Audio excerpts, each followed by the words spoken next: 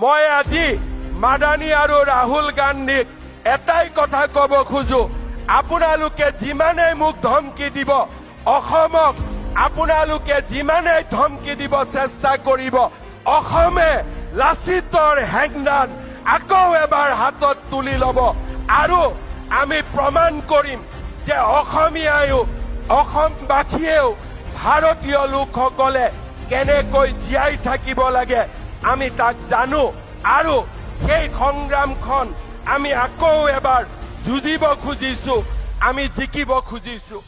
আমাৰ এটাই কথা, চিনাকি মানুহক আমি বসুন্ধৰাৰ জৰিয়তে মাতি দিম, চিনাকি মানুহক আমি বসুন্ধৰাৰ জৰিয়তে মাতি দিম আৰু অচিনাকি মানুহৰ পৰা এক টুকুৰ মাটি কাঢ়ি ননালৈকে আমি ক্ষান্ত হৈ বহি নাথাকিম।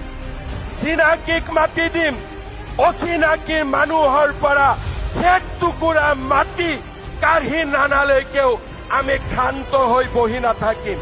মই ৰাহুল গান্ধী আৰু মাদানীক চেলেঞ্জ কৰি কব খুজিছো, সাহস আছে যদি অসমীয়াৰ লগত যুঁজি চাওক, অসমীয়াৰ লগত এইবাৰ যুঁজি চাওক।